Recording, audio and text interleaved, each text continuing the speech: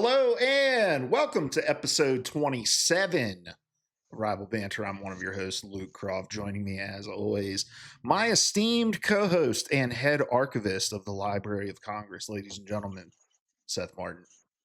I feel like you've used that one before. I could be wrong. Oh, I almost certainly have not, because I just saw a picture of the Library of Congress and it sprang to Okay, mind. okay. So it was off the cuff. I got you. Yeah. Maybe it's just because you've dreamed often of working at the Library of Congress. Could be cool. Oh, your video is very delayed for some reason. It's probably a me problem, not a you problem. Yeah. We'll see. Anyway, how have you been, my friend?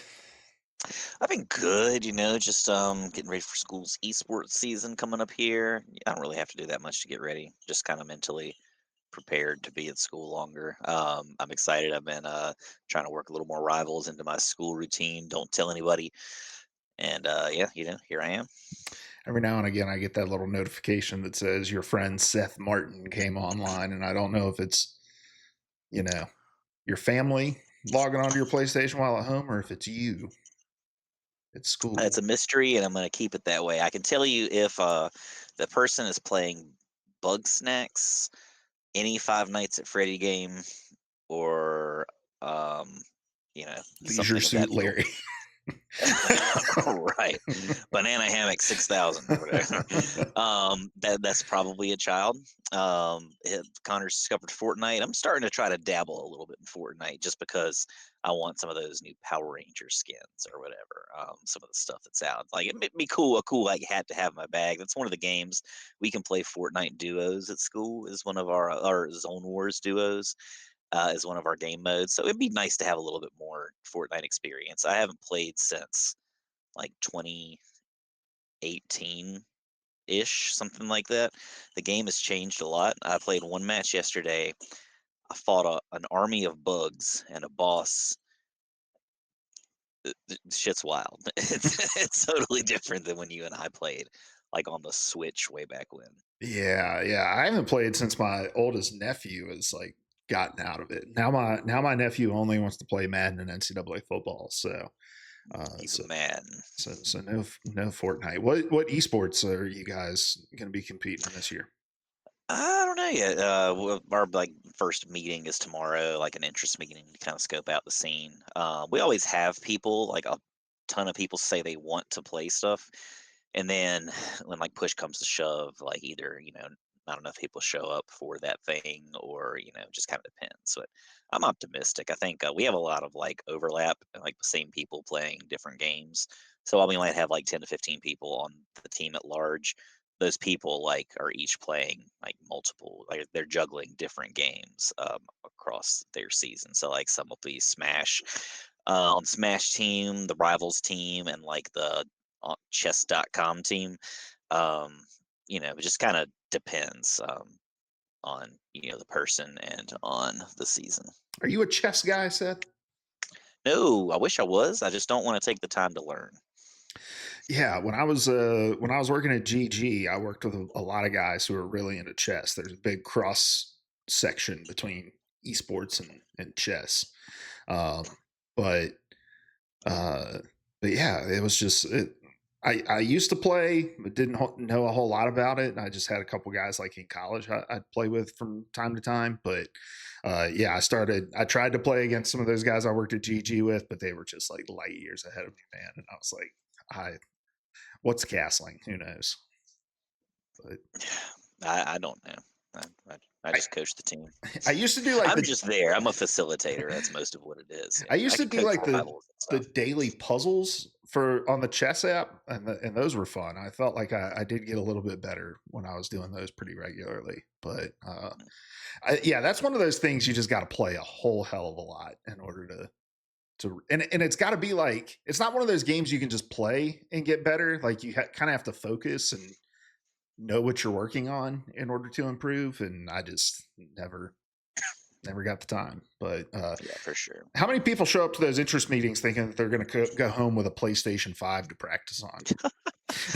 I don't know. They don't say that, but I wouldn't be surprised. One time we did a donut fundraiser like like selling Krispy Kreme donuts or whatever. I talked about it like every day. Hey, y'all sold donuts. So you have your like log sheets where you like wrote down who gets donuts, how much money you collected, blah blah blah. One guy at the end, like the day that I pick up the donuts in Greensboro and bring them to the school, the guy's like, "I didn't get any donuts." I'm like, "Did you sell any donuts?" How was I supposed to sell donuts? We didn't have them. And I'm like, brother. So I would not be surprised if some of them showed up like PlayStation, please. Yeah, those fundraisers were always a scam. My mom always ended up just buying whatever we needed for the gold. Well, this I like the Krispy Kreme one because you don't have to buy anything in advance, and it's actually like a pretty good deal. Like they're right, or if you do the suggested price, you can sell them for cheaper. But like to get 50% return, you're like selling them for the regular price of a dozen donuts, pretty much, maybe like 50 cents more, if that. And so like you don't have to spend money out of pocket to do the fundraiser. You just kind of do it. You place the order and pick it up. Your Mm. car smells like donuts for a couple days. It's like a win-win-win. So click the link in the description if you want to buy donuts from Seth. Buy donuts today. This is Rival Banter. We get together every week over here and talk about all things Marvel Rivals and then push it out on podcast services on Wednesdays. We also publish on YouTube. Just search up Rival Banter. And we're on social media at Rival Banter on TikTok and Instagram, wherever you're listening, following, checking us out. Make sure you hit that follow button, leave a comment and a like. And we appreciate you so much. And we have lots of listeners who leave comments. We got tons of comments this week. I have just gotten in the habit of where I'm going to put 5 in here. I'm going to pick 5 comments, and I'm always going to give precedent to the people who are leaving comments on Spotify because those are the people listening to the whole episode, engaging with everything that we're saying, just like Aiden Heat did over on Spotify. And he says, it does seem as though NetEase, at least recently, has been pushing more skin packs than the gameplay itself. Not too many challenges to keep me busy, and as mentioned, no more small mini games, achievement boards. I really like the Galacta board game they had a couple seasons back. In my opinion, they need to slow down a bit, start focusing more on the gameplay and less on cosmetics. I'm aware that's hard to do when you probably have millions coming in a week. I don't know, just my opinion. Seth, what's your opinion on Aiden Heat's opinion?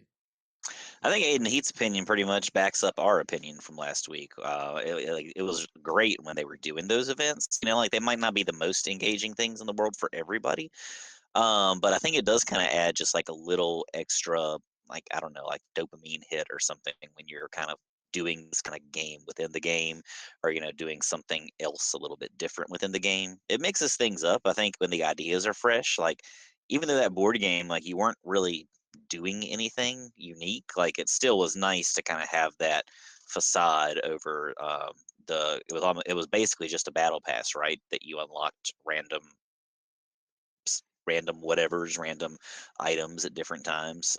Just kind of depends on how much you play and what you land on, like with your role. The Ultron mode, totally different thing. It was fun for some more than others, but I mean, it was out there.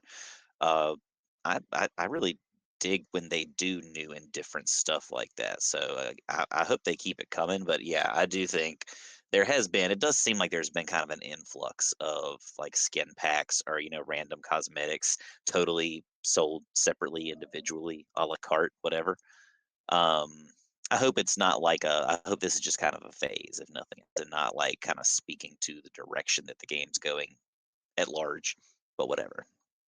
And the thing is a lot of those things are like I feel like you could do the Galacta event and give it kind of a premium tier where you unlock certain tiles on the board for premium pieces and like give that step up ability that you have inside of the things like the summer pass or the Hella pass that we just got or the latest Venom pass or whatever. There's so many names floating around that I can't keep up with all of them, but you get what I'm saying.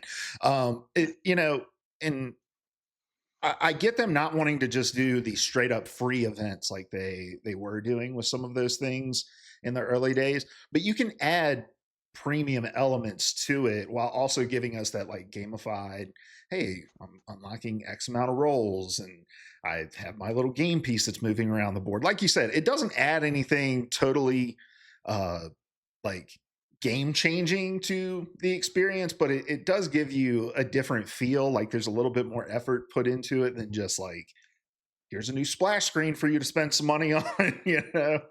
Yeah, it's like it's a little bit like it breaks the monotony. Not that like the game is necessarily monotonous, but like it, just mixes up the screens a little bit for a while, kind of mixes up what you're looking at for a little while. It's not just that one screen. You're kind of, even though you're not really doing anything, you still looks like you're doing something, feels like you're doing something, and you get to see the little piece move across the board, or you could probably reimagine that same event a million different ways, and just have it kind of be something similar but unique each time. And it keeps the passes from like melding together in your mind, right? Like I can't Mhm. totally keep separate like what skins are in what passes over these last three that we've gotten, like which one is the old man strange skin in and stuff like that. So Yeah, that's like the same thing. You're just looking at a bar, and you're making yeah. progress on the bar, and there are multiple bars now, at like overlapping within the same seasons, right, or the same half seasons. So I do kind of miss that old way. I'm not like against this, but it would be nice to kind of get back to that. It kind of made everything feel more like an event. Like we remember, I don't, because I just brain farted, but I know we just mentioned it. The Galacta event. What was that called? Yeah, it was like the Galacta, it was Galacta's gift or something like that. Something like Yeah. that, yeah, like, I remember that much more. These 2 events that are going on right now, no idea what they're called. I'm totally drawing a blank on that, but, like, I still much more vividly remember those because there was a gimmick behind them, right? So, I'd love to see that kinda thing. I think that, NetEase has the potential to definitely keep that going. It's just, it probably is more lucrative, like Aiden says, for them to kinda just keep pumping out content this way, and they're not spending as much time on design and UI design, that kind of thing. Yeah, I do want to kind of mention this though, because this is something that I see pop up in a lot of game discussions. I work in game development as well, and I see this in the game that I work on too, where there seems to be this sort of like false dichotomy. Is that maybe the word I'm looking for? Where this kind of like false or statement where it's like you got to focus on gameplay or you have to focus on cosmetics. And even on a team the size of the team that I work on, which is small, there's like 30 people that work on the game that I work on. That's marketing and development combined. Like there are different people working on the gameplay side of things and then on the art and cosmetic side of things in the game I work on, right? NetEase is a much bigger project than, and so as far as the people that are like working on the gameplay balance, those are different than the people that are probably working on the events and the skins and the stuff like that. So, like an increase in volume in one of those areas doesn't really make me look at it and say, like, wow, look at all the resources they're spending there versus there. Like the resources that they spend there are the way that they recoup the money to invest to be able to give us new characters for free, to be able to give us gameplay updates every 4 weeks, to give us new maps every 4 weeks, like, so I don't mind so much them putting effort and energy because I don't think it detracts from any other area of the game when they do that thing. Mhm. Seth, why don't you read this next comment from Thatcher Sandow if you have that pulled up for us? I do. Thatcher Sandow says, I always thought that having a sort of Roman numeral system that is put in the top corner of your Lord icon would be cool to add. Use it to show how many times you've prestiged a Lord character. I like this idea. I mean, it's pretty simple, pretty basic, but it's, something, it's distinct, right? I imagine maybe like the more that you progress through a system like this, maybe there are other things you can do, like maybe the numerals dialyzed a certain way, depending on how many times you've prestiged or something like that. Maybe each step is kind of its own font and format. I think we maybe have talked about or juggled the idea of like frames. I Hmm. know they're introducing those for ranked, but maybe having specific, like, whatever you want to call this, like extra lord position. Maybe that rank doesn't necessarily look like Roman numerals, but maybe it's kind of like playing around with the framing of your Lord icon. I thought about you and I played the what was that game called? Marvel Snap for a while, right? Hmm. Yeah. Pretty good while. I really liked how they added that cosmetic element where, like, you upgraded cards, and as you upgraded them, they became like either like full. I don't know if this is the word, but like foiled, like to different degrees. Yeah. They could be like 3D, and you can't really do this on a PlayStation controller unless you use the gyroscope or whatever. It seems like a little much, but you could do that with the card, and you could like kind of tilt it, and it would move according to how you tilted the screen. They had a lot of different kind of cosmetics, and the card got just cooler and cooler looking as you progressed. So something like that, I think, would lend itself well to this. And then, if nothing else, maybe just adding more tiers that would allow you to have an even more badass, another cooler icon for your Lord characters. I love that idea.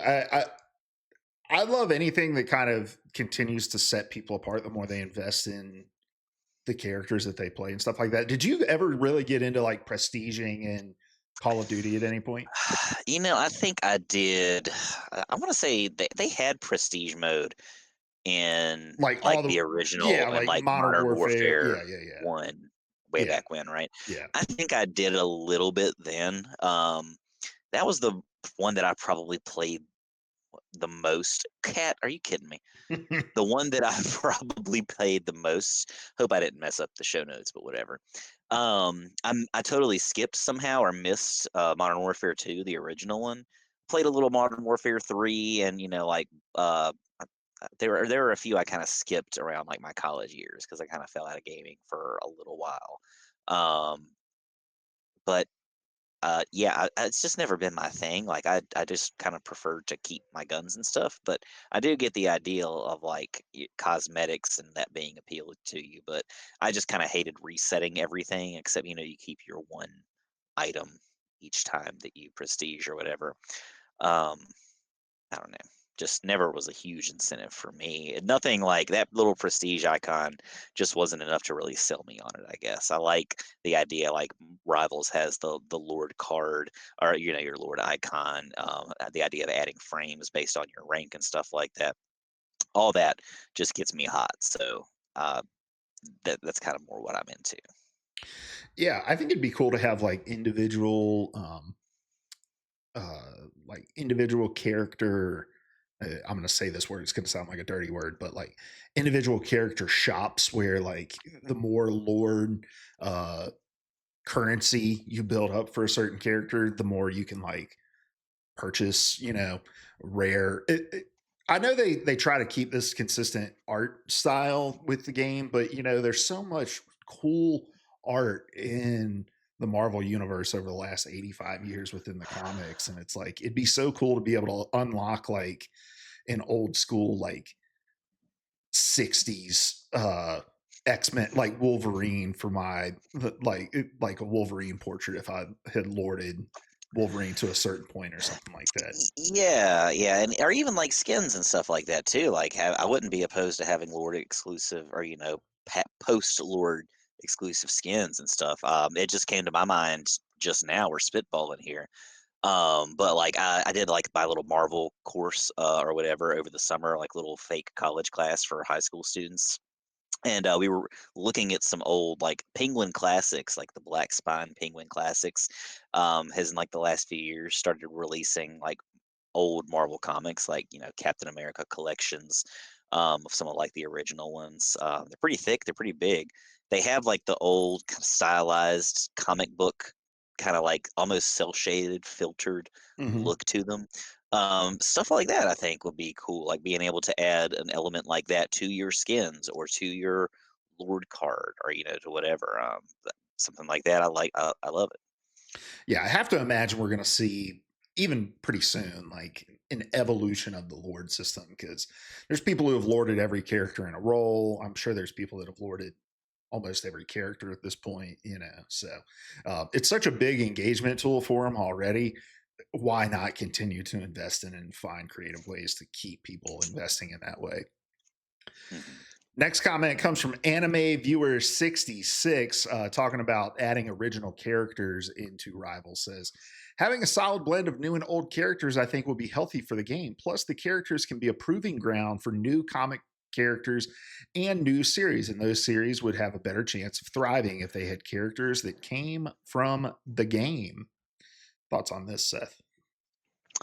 Um, you know, yeah, I like the idea of that. Again, like I said last week, I still just I don't feel like there are enough examples s- of this kind of thing to really get me going. But I mean, it definitely is true. Like, I like the idea of it. The same kind of argument goes for like existing but more obscure characters, right? Like Jeff the Land Shark.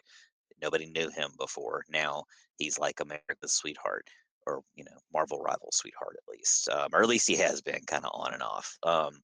Yeah, yeah, I agree with that. What about you? Yeah, you know where I stand with the original character thing. Like, I'm not big on the idea of introducing original characters, especially when there's so many characters to choose from, and you can just ham up a obscure character and make them a cult classic. I don't know how much I buy into the idea that like soft launching a character into Rivals is going to help give it a better chance of succeeding beyond the Rivals universe, because I think as popular of a game as Rivals is, in the grand scheme of entertainment itself, it's still pretty niche. And so you have much better chance of succeeding with a character that you launch in a different kind of a medium is like a side character in a movie or something like that, right? um Hmm. but but I agree. I think that Rivals has done such a good job of blending the the the Mount Rushmore characters of Rivals with the obscure characters of Rivals, and giving us reasons to love all of them in the game kind of equally. So I hope that that's the direction they continue to drive in. And I'm not overreacting too much about this original character thing. I think they have the license to do it. I don't think that necessarily means they're going to exercise their license to do it anytime soon. I think they've got a roadmap of characters that they want to introduce. But yeah, thanks for that comment. And then hit us with this next one, Seth, about the new Venom skin. John says it's gross. The face is so out of place. If you had the choice with an emote, it would have made the skin perfect. I mean, it is kind of like I've liked the idea at first. I think last week or so when we first noticed it, talked about it. Looking at it a little more closely, I do feel like it kind of has this weird like conical thing going on. It reminds me of something like from Beetlejuice. Beetlejuice. Yeah. Yeah, yeah, that's what it is.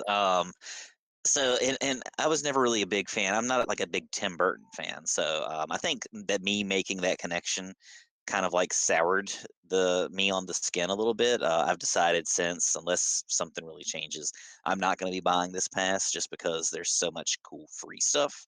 And I don't really play Iron Fist. I rarely play Venom, and if I do, I've got enough Venom stuff I think already right now until something like really super appealing comes on. I like the idea of this being an emote, or having the option to kind of wear the Venom face, the symbiote face as the skin, or to kind of take it off. Kind of like how the Fantastic Four skins for Yeah. foreskins. The Um, Future Foundation skins. right, you could kind of if you do perform the emote, you change them from like the black and white to white and black or whatever. So yeah, I love the idea of that. I do think there are other versions of this skin, maybe not like the Phoenix Force thing or the duality theme, whatever it is. I forget what it's called, but doing something more traditional, like just kind of maybe even just adding an emote like that to the regular Venom skin, where you can kind of choose to have the mouth as a hood that's removed for Eddie Brock's face, or you can do it for just Venom's face. But I think there are a million different iterations of that you could do. Yeah. Yeah, I love that. I love the idea of the emote. I had forgotten that you can do that with the Future Foundation skin, but when I read this comment, I was like, they need to leverage that more often with different skins. I think that's such a cool idea of like emote, and then you get this kind of like permanent change to the skin until you emote again. Uh, Hmm. Edwin J. Rod. This was our most popular video from last week, by the way, Seth, which was wild to me of us just spitballing that there might be a Halloween event. The easiest prediction of all time. This is what people want. They want to talk about characters' bodies, their rock hard, even rocky bodies, and they want to talk about possibilities. And so, yeah, I'm totally down for it. Cat, if you knock over my my action figure tower, I'm gonna be pissed. Edwin J. Rod says Ghost Rider with a headless horseman legendary skin for Halloween. Is that too much to ask for, Seth? I That'd will. be I want a badass. Ghost Rider Vanguard in this game so bad. It's going to be so sick when he That would be. comes. And the cool thing about Ghost Rider, there are different Ghost Riders, so you can put Ghost Riders in different roles, depending on the character, what they maybe lean more towards in the role. I think that's an awesome idea. There's even like I forget, I'm not a huge Ghost Rider fan, but like the Western Ghost Rider that rides the fire horse instead of the motorcycle or the car. That's like a perfect fit for something like this. So yeah, I mean that's I don't want to say it's a missed opportunity if they don't, but it really would be super cool if they did. Yeah. Who are some of the existing characters that you're hoping to get Halloween skins for? I know I'm putting you on the spot Mm, here, and you might not have thought about any yet. yeah, I'm bad at being at the spot. I should be better as a teacher, but it depends on the circumstance. It's also late for us. I don't know, like, I mean, I feel like anybody, I feel like Scarlet Witch could definitely be, like an Elphaba or like a Wicked Witch of the West, something like that. She's already witch. You just make her extra witchy, paint her green, and give her a black suit and hat, something like that. Jeff, you could have endless Yeah. possibilities, like dress him up like a businessman, give him like a little like New York Yankees sweater or something like that. I don't know, like some sports memorabilia, baseball jersey, One of those football hats jersey with or whatever. the beer cans and the straws. Yeah, yeah, dress him up like Abraham Lincoln with like the top hat or something. Like it's, I think you could make a million off just Jeff in these cosmetics. Uh, Iron Man, dress him up like I don't know why I'm going the Wizard of Oz. I do not like the Wizard of Oz. Make Iron Man the Tin Man. Um, I don't know. I don't know. What do you think? Anything come to mind? It's funny. I asked you this question, then I didn't have anything in mind. But I mean, there are just endless possibilities with Jeff. I think we absolutely get a Jeff skin as well. I don't know, man. I'm just a sucker for all things Halloween, and I'll buy anything, even if it's a character I don't play, probably uh, Yeah, for the Halloween stuff. But I'm guilty of stuff like that too. Like I forget. I think it was Hulk. Like I used one of my tokens on Gladiator Hulk way back when. Played like 2 games as Hulk, but I like to have it for whenever I do decide to whip my Hulk out. I do think a Hulk Halloween skin where Bruce Banner is dressed up like Hulk and Hulk is dressed up like Bruce Banner would be a great Halloween skin. Um, what do you think of that idea? Is that good? Yeah, yeah. I mean, why not, right? Like you can get a whole League of Extraordinary Gentlemen thing going on. I forget who all those dudes were, but could be cool. Why am I thinking? I don't know. I have zero thought behind it other than just it just popped into my mind. Would somebody be like a good V for Vendetta um candidate, like have like the little V mask, the anonymous mask or whatever? Do we have any? Oh yeah.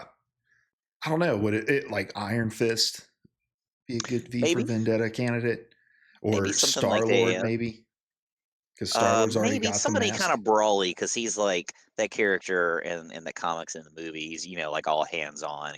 He's like a super talented fighter, combat veteran, whatever. Kicks a lot of butt. So somebody brawly for sure. Like definitely a DPS, but somebody light. Maybe it could be a future character that gets something like that. But it also might not be popular enough anymore to really sell stuff. Yeah, give me all the Halloween skins that like just release a la carte for each character, and I'll buy every single one of them. That's the only thing that makes me like every once in a while I do like I want to jump back into Overwatch here and there because like they've got all these wild crossover skins, like the Gundam skins, the Cowboy Bebop stuff. Some of them are better than others, of course, but like that stuff is pretty cool. I do think there's a fine line though, where it can kind of get a little much, or kind of like I don't know. Call of Duty does the same thing. Where like I don't really want to see Paul Atreides from Dune while I'm shooting people with hyper realistic military weapons. I don't know. Yeah, or like when they just bring in like influencers into a game, and they're like, "You can be Kai Mhm. Cenat." Like, I don't want to be Kai Cenat. I don't really want to do that. Thank you for the opportunity. Like I don't want to see these like people in my game. Just give me original characters. Give me somebody I know. Whatever. But that's a whole different conversation for a different day. We got a whole show to get through. We do. All right, well let's talk about our weekend rivals this week, Seth. And I figured this would be a good place for us to talk about the new game mode because we played a lot together this week, and we played most of our time in the new game mode, Resource Rumble. And I don't know, man. As I was scouring our comment sections on videos about Resource Rumble, a lot of negative opinions about it, with just people saying they were going to dodge it if it gets added into competitive, that the games take too long, that it's just glorified King of the Hill, yada, yada, yada. We got to play it, Seth. What are your initial thoughts on Resource Rumble? Like first game, we're kind of figuring things out a little bit. I'm sure we still have a lot more to figure out, but that's neither here nor there. First game, I was a little iffy on. Second game, once we kind of started to make some connections, I really kind of enjoyed it. We just had the conversation last week. I know you were talking about kind of wanting a more brawly meta, or like enjoying when the meta kind of does lean towards that brawl fight style. And this like straight up is like it's a brawl mode. You've got like a whole phase dedicated to just like a tug of war at the end to decide who's going to win the thing. It could be a comeback phase or just like a total domination phase where you're just pulling out the win. So it's kind of forcing everybody to fight in these pretty small spaces. It's frenetic. I think it's pretty fun, and it still relies on a lot of like the core gameplay mechanics. You've still got to team up. You've still got to approach fights, and we want to work on angling, work on like making sure that you know your positioning and where you're going to be. It might look a little bit different in this mode, but again, like all the kind of foundations are there. And the more I played it, the more I kind of found that I enjoyed it. But it's not what I want to play all the time. I do think that it has a lot of competitive potential, though. Yeah, it's definitely like something worthy of the rotation, it is not something that I want to queue into every single game by any stretch, but no game mode is something I want to queue into every game. Uh, I do think for Resource Rumble though that it sort of suffers a little bit from just not being super clear about what it is you're supposed to do, and it looks so similar to Domination that people think that you're supposed to play it like Domination. You cap the point, then you take the space, and you know and I think I saw a lot of comments about like these matches take 25 minutes or whatever. And it's like, I, that didn't make a whole lot of sense to me until I started thinking about it more. And it was like, I bet these people are playing it like Domination, where they're capping the point and then they take space and fight off of the point. But the point of the mode is that you fight on the point, because the more people you have on the point, the faster you gather resources. It's like the push modes, right? The more people you have on the cart, the faster the cart goes. Um, so this mode kind of suffers from just a lack of clarity on what the objective really is, and that's what makes hero shooter so good, is that there is a lot of clarity in what you're supposed to be doing. Right, when I hop into a convoy match, I know I'm supposed to be pushing this cart from point A to point B, and there might be like little mechanical things that I'm not quite aware of. Did we talk about this on the podcast where we were playing with Larry a few weeks ago, and he was like, "Did you guys know that the cart heals you?" And I was like, I don't think we did talk about that. If we did, I've forgotten about it. So the people have to. "Yeah, it was wild." So we were playing with Larry, and he was like, "Did you guys know that the cart heals you when you're standing near it?" And we were like, "Yeah, dude, it's always done that, and it always did that in Overwatch too." And he's like, "Are you serious?" And we played probably 1,000 hours of Overwatch with Larry, and the fact that Well, he, you did for yeah, sure. I probably had like 100, but yeah, I mean, it boggled the mind. But like, that's kind of the point, right? Is like they we've spoken before. Like, I think these games could definitely do a better job with a tutorial or something. You don't have to tell me exactly how to play the game, but like introduce the mechanics. Like, you kind of need to be didactic in some ways. Like, straight up explain this happens, then this might happen. And you can do this or you can do that. Like, give me some possibilities. I don't need to be in there for an hour. Either give me like a little sheet to read. I know people don't like to read, whatever. That's the thing.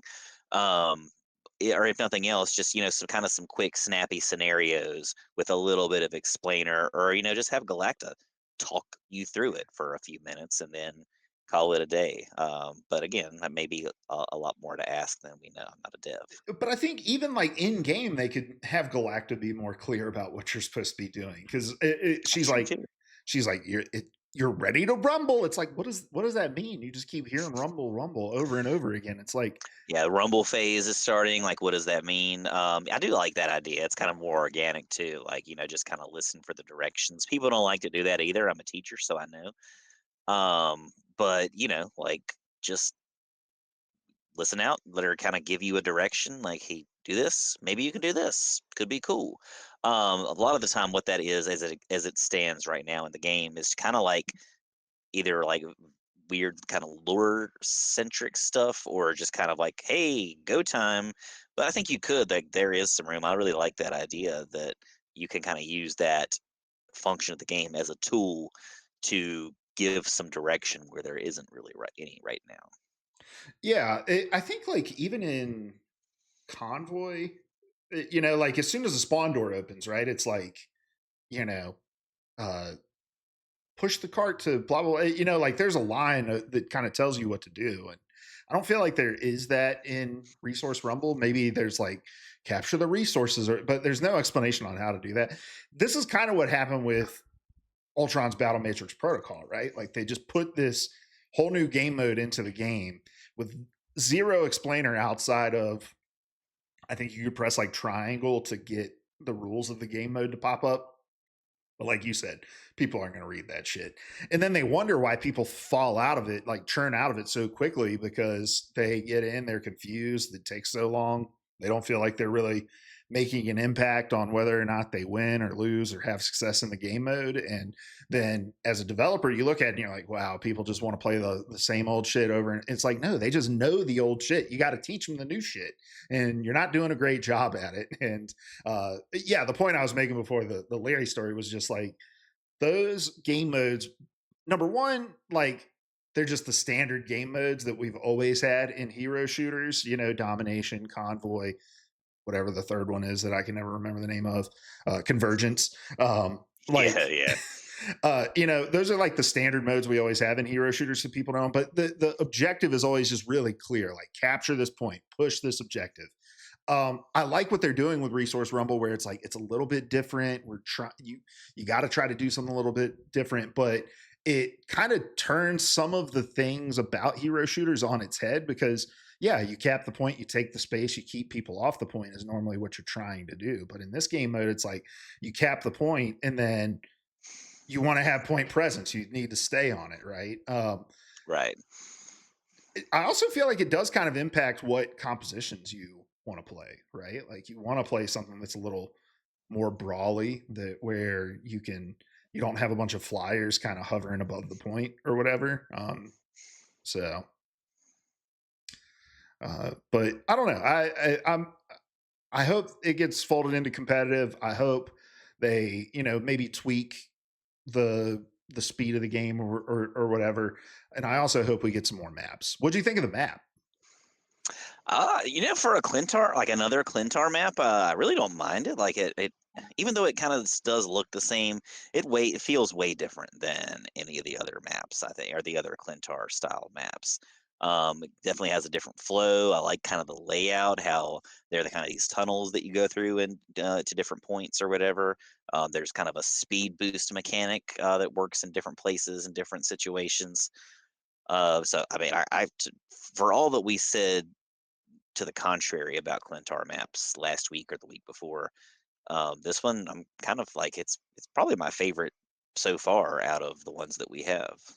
Totally different game mode, but Yeah. still. Yeah.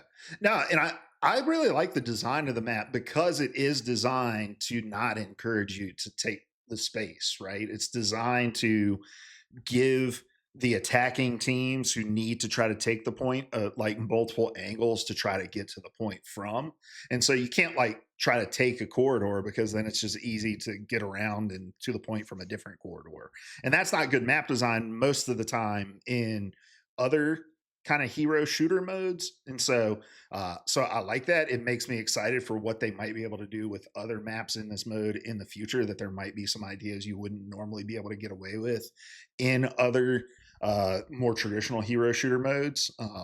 So yeah, I if we had to get another Clintar map, I'm okay with it being this Clintar map. Well, let's make it the last one though. Yeah, for sure. It's time for change. All right, Seth. Well, let's move on. Any final thoughts on Resource Rumble before we get to the news?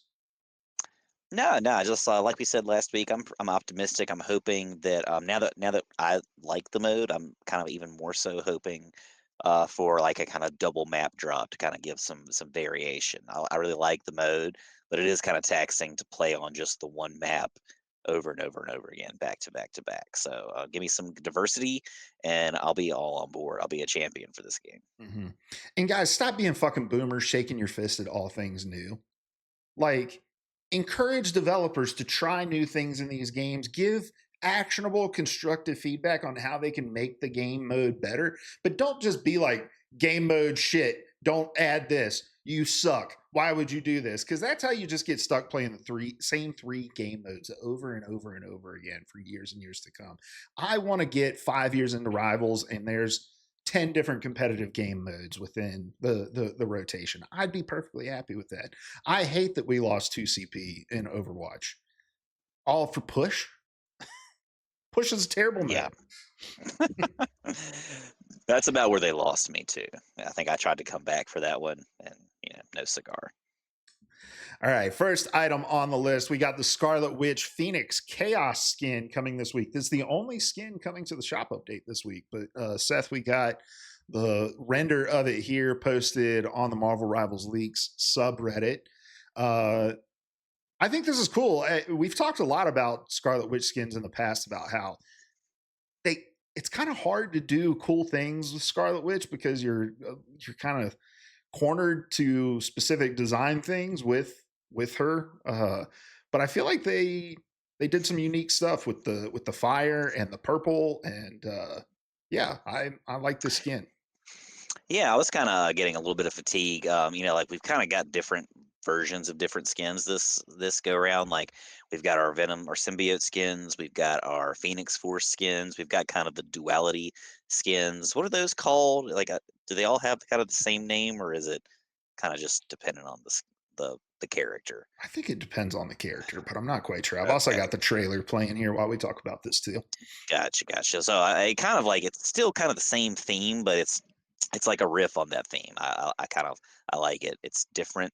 It's pretty unique. I almost kind of hope that Phoenix is the only one that gets a skin like this to kind of make her stand apart, especially since she's so kind of critical to the lore of this season, this part of the story.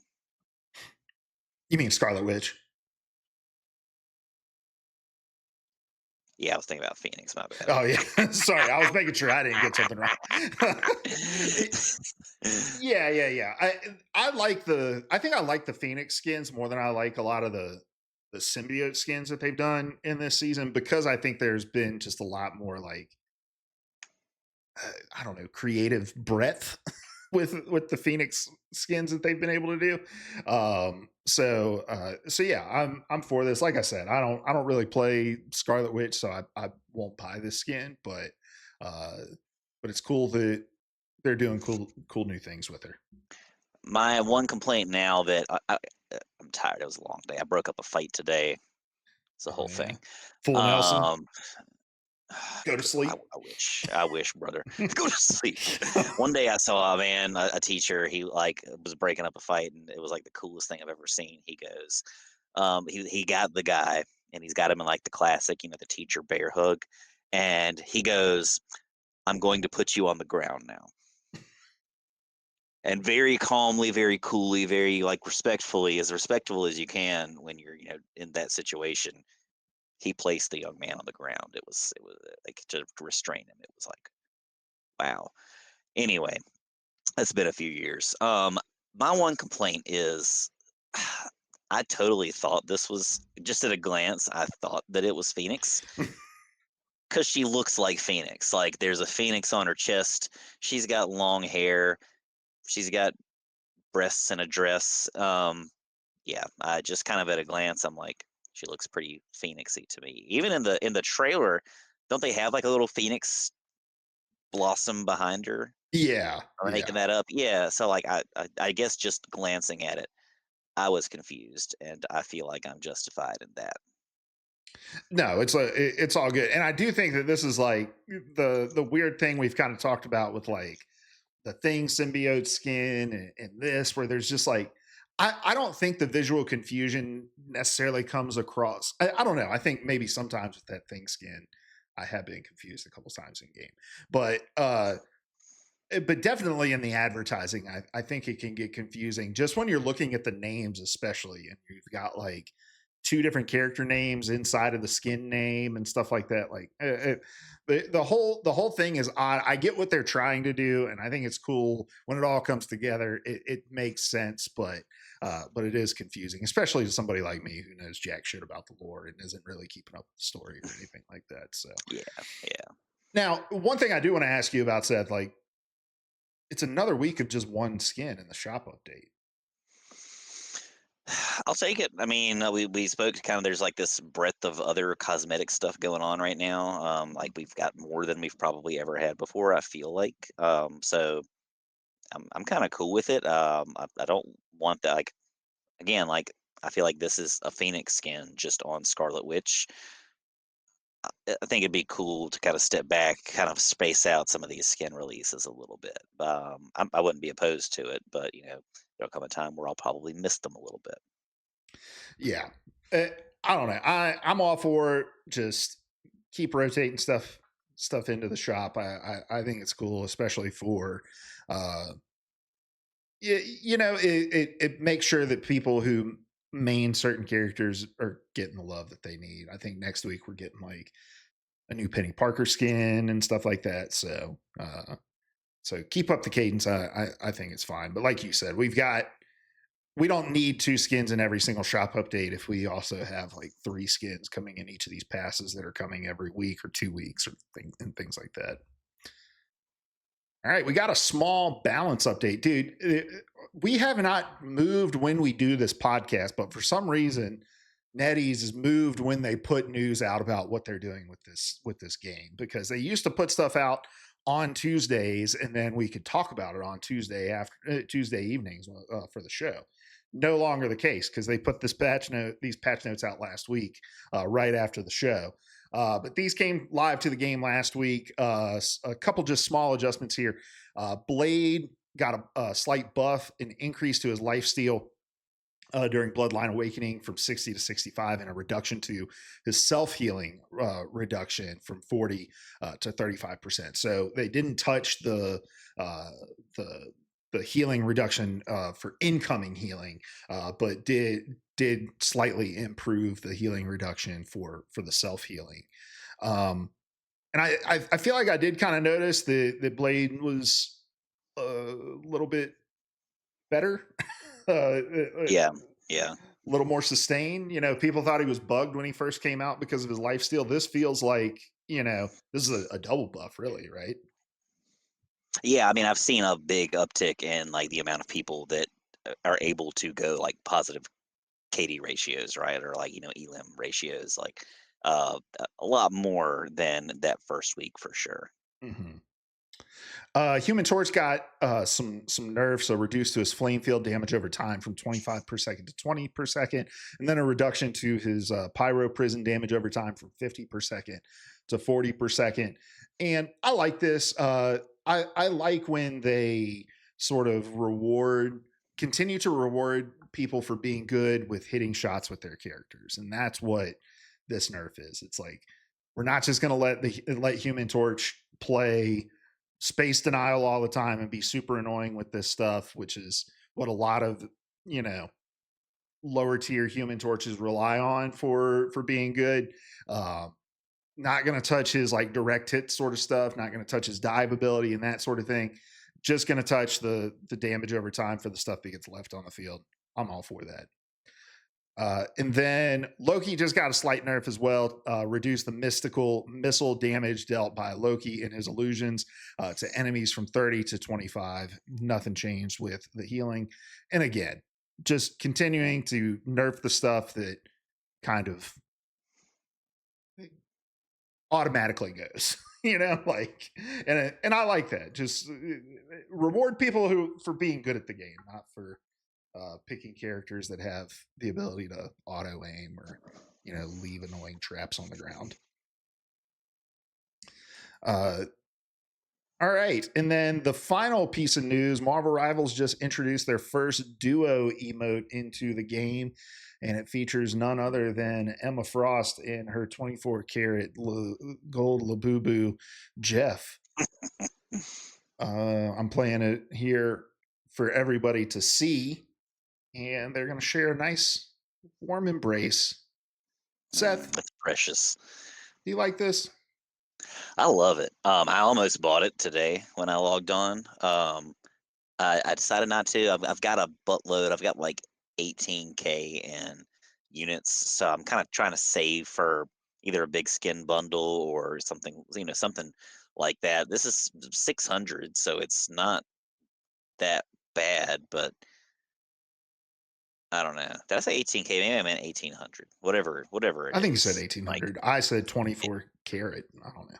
You're good. I something think we like got that. what you. Yeah, I mean, this is tempting. I definitely see myself getting this somehow, some way. It might be tomorrow. I might change my mind and just go ahead and I don't decide to know get it. It's where I precious. play Emma. It might make sense because my first thought when I saw this was like, I don't know, man. I can barely I barely want to have somebody pick me up when I'm playing Thing and they're playing Human Torch, and that like impacts gameplay. Am I really going to find somebody who's going to want to emote with me on the field? But if it's me and you, hell, me and you will emote all the time. So I play Emma, you play Jeff, so it makes sense. Yeah, yeah, I'm down. We can So do it. Can you uh buy them individually? Do you know? I didn't I think to have no look for that. idea. Actually, Okay, I'm actually not sure. I that's how they get you. probably not, but uh yeah, no, I like this sort of stuff. I'm interested to see how far they're going to take this. I was reading some of the Reddit comments on the post there, and somebody was like, "Man, I hope they do something for all of the Fantastic Four, where like all four of them get together in emote, which could be cool. You know, Yeah, all the yeah, Avengers." So, uh, all right, Seth, let's move on. Oh my God, we're 55 minutes into the show. yeah, boy. Damn. All right. I was trying to stretch it because I thought we had just started. Oh no, we're deep. All right. Well, let's move on to our main topic of the day, which is the topic that everybody's been talking about. This 18-minute video that Marvel Rivals posted up on their Twitter account, and that's the only place that they posted this. I was looking for it on YouTube, couldn't find it. Where they broke down their matchmaking system. Seth, how much of this did you watch?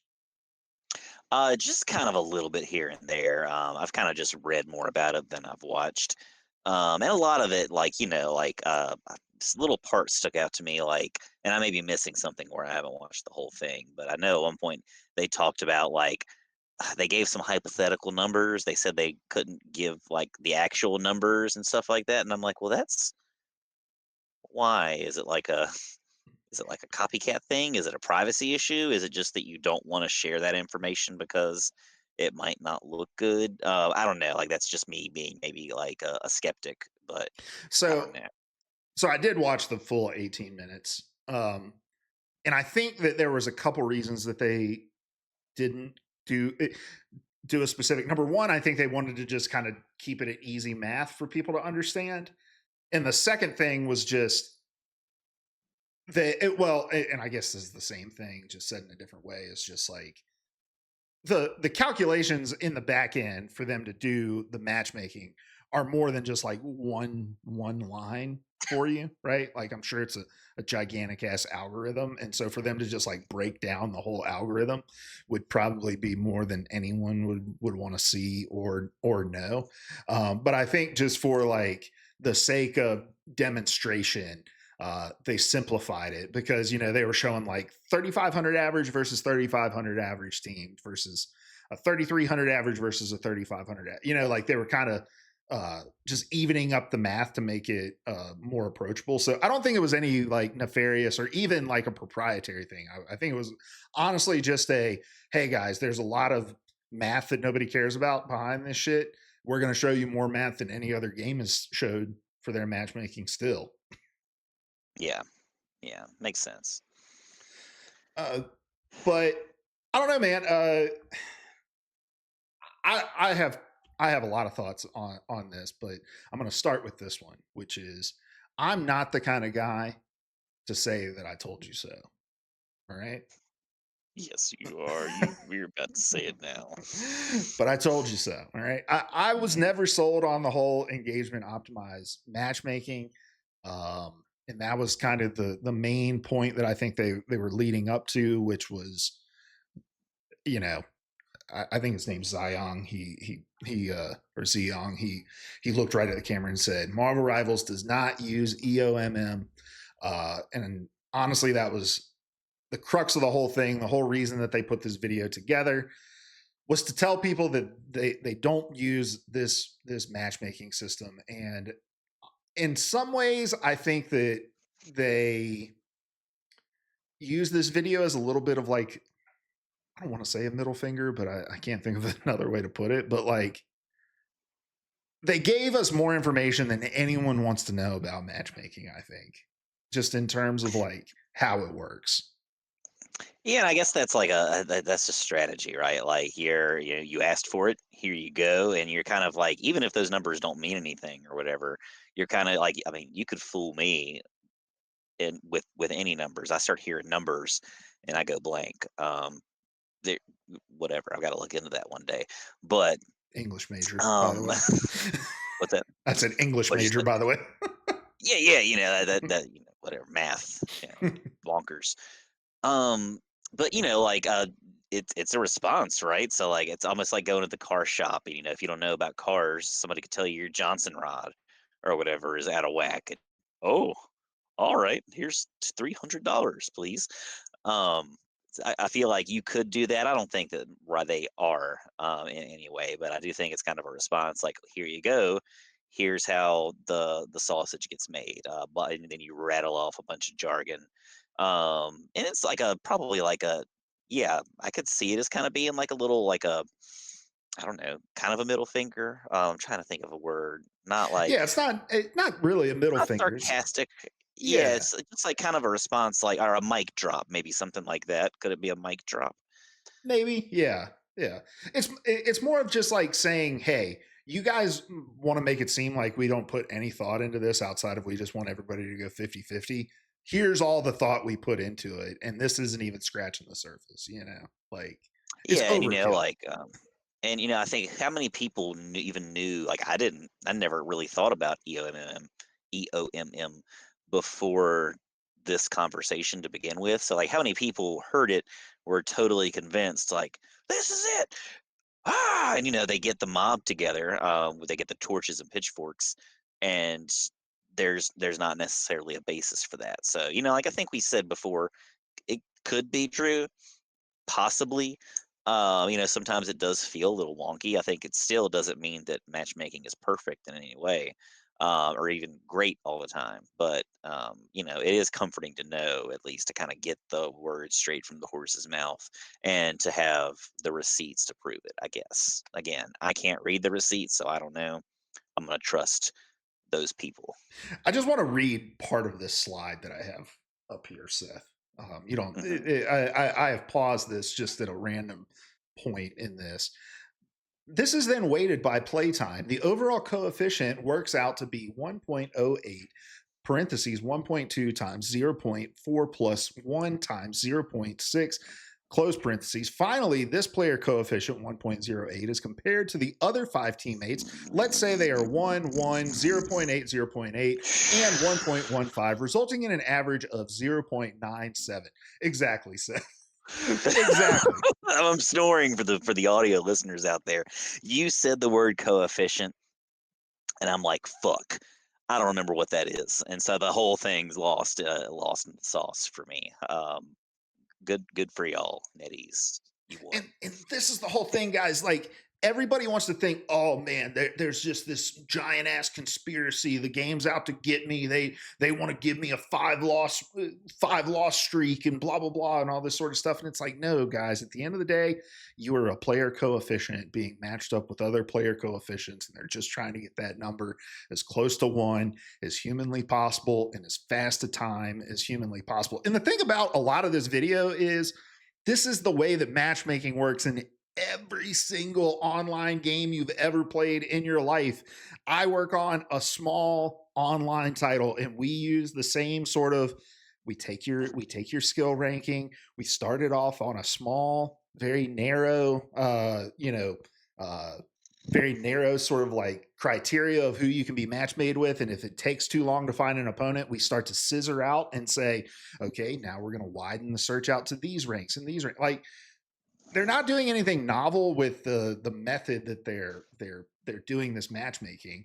But they just gave you way more detail than you would ever want to know, as if but all in the effort of saying, hey, we don't want this to get out of hand, because yeah, for years Overwatch players bought into this conspiracy that it's 50-50 matchmaking. If you get too far away from 50-50, they're going to ensure you lose some, blah blah blah, and all this sort of stuff. Like, I think Marvel understood what you were saying, right? There was this mob mentality that was getting around, like Necros, who had, these people had never heard of EOMM before, and now we're all pitchforks about it within 24 hours.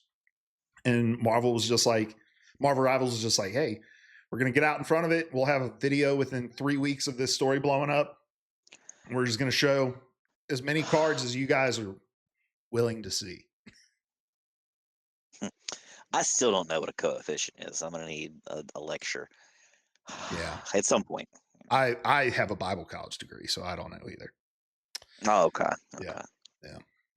Had I gone to school for engineering, like was the other plan, maybe I could have told you, but no, I don't know either. Now look, I think there are a couple things to say about this video. That, number one, while this answers the question about EOMM, I do think that the point still stands that the matchmaking in the game is not great.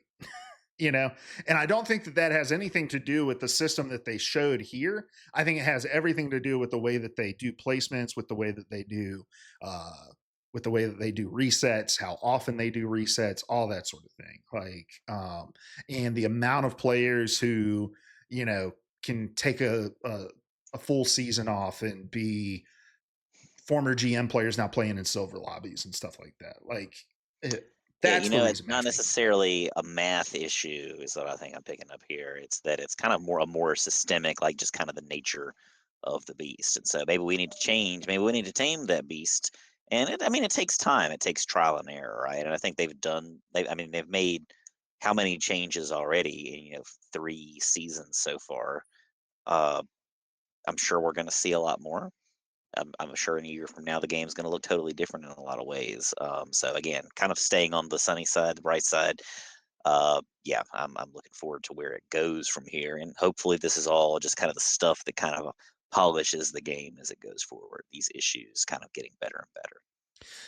Yeah, and yeah, I have to imagine that they kind of understand where those other systemic issues lie.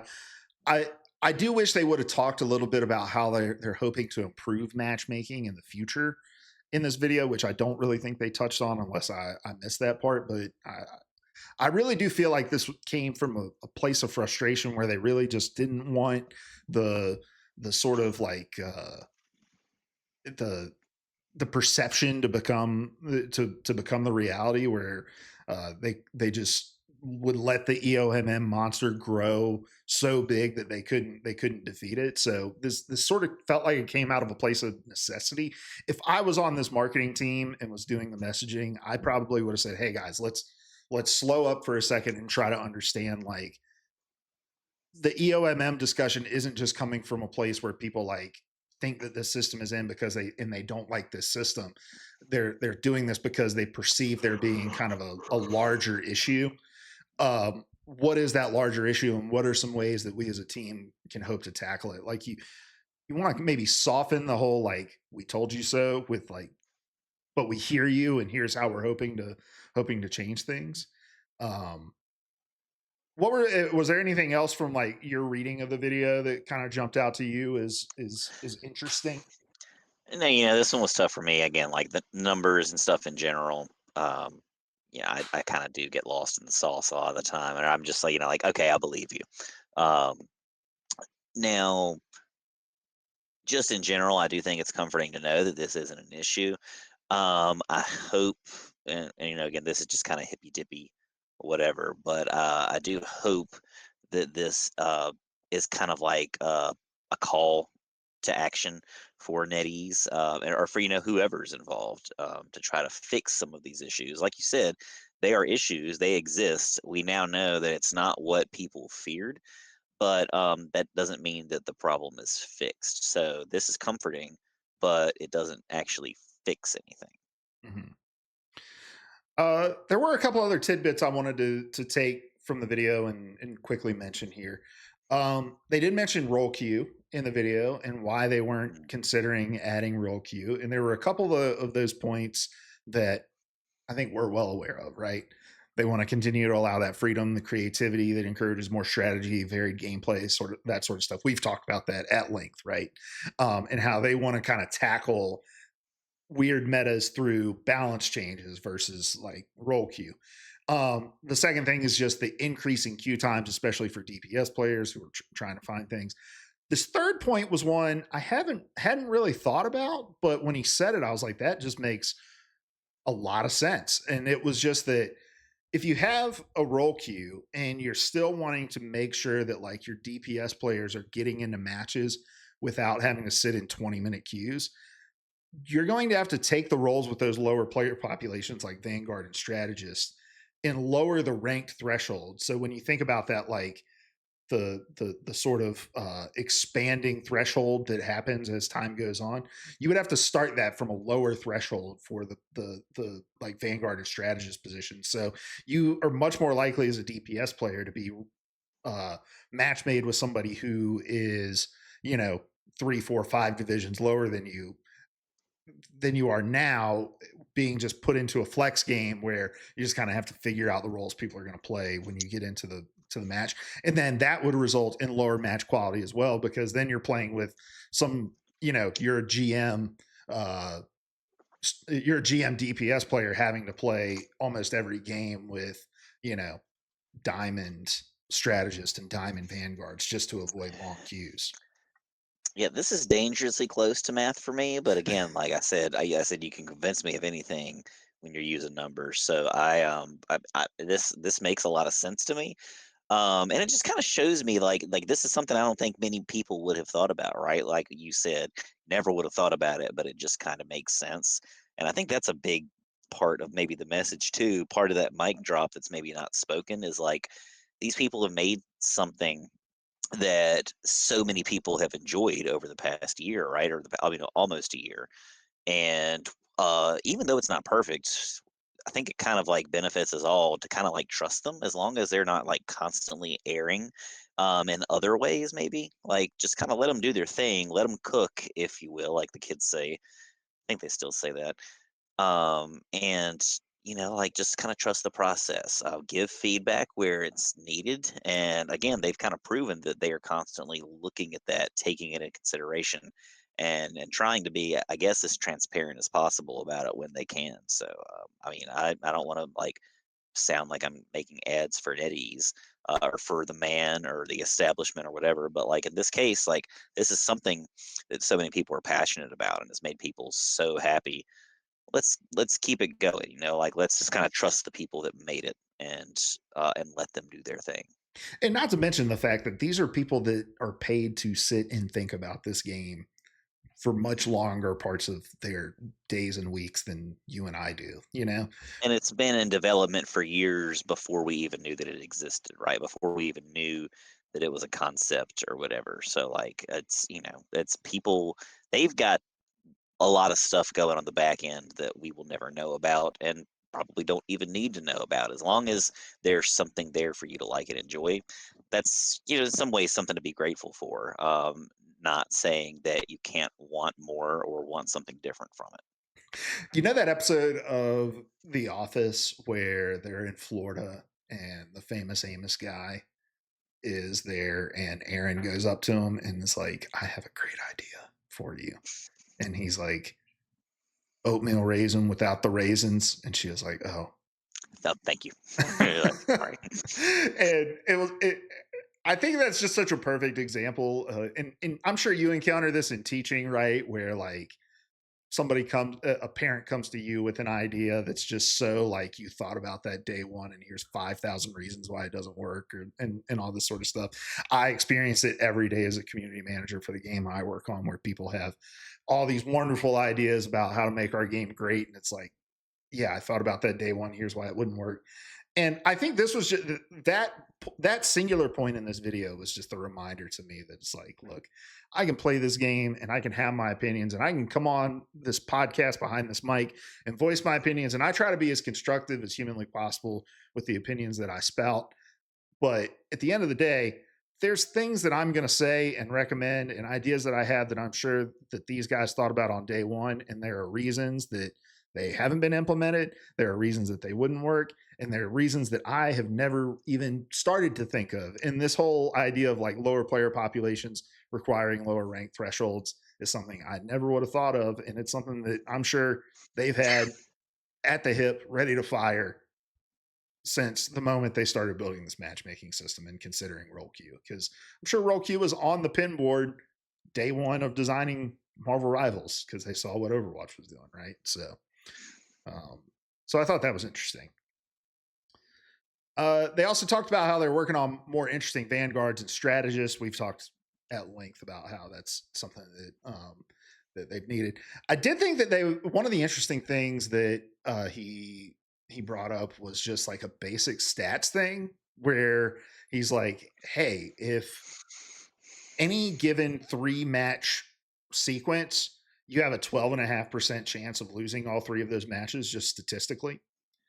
And he's like, expand that over 10 matches and you have a 50% chance of losing 3 in a row across 10 of those matches. Um, and I just thought that was such a great way to just illustrate that, like, hey guys, you are perceiving your loss streaks as something more than just like statistical realities of engaging in any kind of a system where one team gets one outcome and the other team gets the opposite outcome.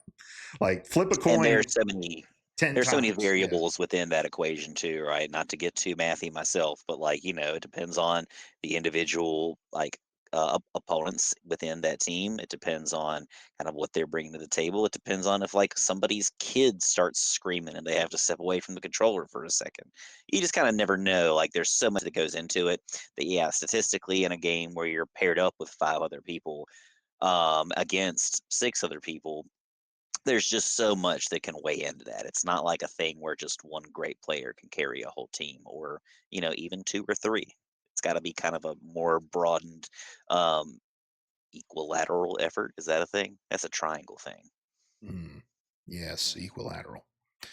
mm. Uh, Yeah, yeah. Well, and also not to mention just the fact that if you're queuing back to back to back games and you're at a higher elo, you're more likely to run into the same teams and same players, and that's more likely if you're stacking, right? If you're running a 3 stack and the way that matchmaking works, you're more than likely going to run into that same 3 stack, and there's no way to like balance to where okay, now you're better than that 3 stack this game. It's like if they were better than you 20 minutes ago, they're going to be better than you now too. Like it's just the way the world works. So um, I don't know, man. It's funny because I think people think that they want things one way, and then they realize I think about this with like Madden and with all sports games, right? And I work on a sports game, so and people always talk about I want it to be realistic. Why doesn't it feel realistic to me? And then those same people are like, guys, just won the Super Bowl with the Browns in year 3 of my franchise or whatever. And it's like, guys, the Browns haven't won a Super Bowl in 60 years. And you're saying you want a realistic game that you can then turn the Browns around in 3 years and win a Super Bowl? Like you want things a certain way. And then when it gets delivered to you in that way, like you what in reality, what you guys want is a game where you never lose. All right. Or you never lose 2 in a row. But that's just not the way that the world works, and it's not the way that these games work. Um, and I think they did a pretty good job in this video. I think there were some missed opportunities in it, but I think overall they did a really good job of just saying like, "Hey guys, we put a lot of thought into this system. It's not perfect, but here's how it works, and it doesn't work the way that you guys think it works or that you've been told it works." Yeah, yeah, I think that's a fair look at it from what I know. The final point I wanted to make here, Seth, was that I did find it interesting. They didn't post this video on YouTube. Um, Really? yeah, they just put this video on X, and I think that it's just because this is such a streamer topic. Like if you're just playing Rivals and you don't watch Necros and you don't listen to Rival Banter and you're not engaged in these areas, you've never once thought about EOMM. And so I know that they didn't want to introduce EOMM into their like YouTube space where people are coming to watch the trailers and all this sort of stuff. Um, and so I'm sure they just put this out on Twitter just to say we're going to put it here, knowing that every single streamer is going to react to it. Rival Banter is going to react to it. I'm sure they thought about us directly when putting it together. Naturally. um, and we're just going to distribute it from there. But I thought that was an interesting tactic. That they knew that this was an isolated like echo chamber problem with like the deepest rooted parts of the community that they didn't want to spoil they didn't want to spoil the whole well by putting it out like on their YouTube channel. Yeah, I would never have really thought about that either. I'm not really into X much at all, but that makes sense, right? Like, why poison the well, like you said, and like just like bring that up into the larger, broader consciousness of the player base. And of course, even then, there's still going to be people, especially the more that hear about it, that are like, well, they kind of go deep state with it, right? Like they're gonna say, like, well, obviously they're lying, and here's why. And like that, it becomes kind of this endless debate without any real evidence to show for anything. I need tinfoil hat, Seth, Hmm. to With a protect little like ourselves. made out of old Marvel comics or something like that. Mm-hmm, But mm-hmm, yeah, definitely. Yeah. I mean, like I said, I don't think this fixes the discussion around matchmaking. I think there's still things that need to be changed, but I appreciate the effort for the video. 18 minutes is crazy, but I get what they were going for. I saw it was 18 minutes. I was like, all right, I'm going to watch it, but I'm not going to be happy about it. take a drag on a cigarette. Like, And then as soon as they started talking about coefficients, I was like, oh my God, this is crazy. um, yeah, wow, they went there. All right, man. Well, let's get out of here, Seth. What are you going to get up to in game this week? Like I logged on. I was my goal today logging on earlier on was to play like one or two competitive matches and try just to get over that little tiny hump. We haven't played any comp in the past week or so, but just to hit gold and get the skin for this season. I haven't even looked at it. I'm guessing it's blade. Is it a blade skin? Yeah, yeah. I think it's not good Okay. too. Okay, well, whatever. But I like to have the stuff. It took me like a solid minute to find a match, and I gave up before. It may have even been longer than a minute or so. Like that clock just kept counting, and like the little Oh, that's voice in my weird. mind was going, "Dead game." But it may be where I was on, like the Wi-Fi network that I was on, or something like Oh, that. okay. Who knows? May have been the time of day, whatever. But yeah, I wasn't used to that, so I gave up. I just played some quick play, found matches instantly, and I got a little more bang for my buck that way. But again, if I don't get those skins, no skin off my butt. Yeah, I've been playing some Hulk. Probably gonna keep playing some Hulk, and Hmm. tank duo baby has been pretty fun. I think it's cool to lock just me and you lock in two tanks because I think it forces people to just go strategist. I think we have a lot more success getting 2-2-2 comps when I'm not trying to play strategist. So, Yeah, yeah, I agree. I don't even know if I ever answered what I'm planning to get up into oh this yeah, week. sorry, yeah. I think it's just that I kind of forgot. I got lost in the sauce again too. Just working on. I need to clean up some battle pass stuff. I think I did actually finish the battle pass today. I usually try to milk that, like, you get 1,000 whatevers and Hmm. 1,000 purple things, and then you get what is it, 100 100 units. units, yeah.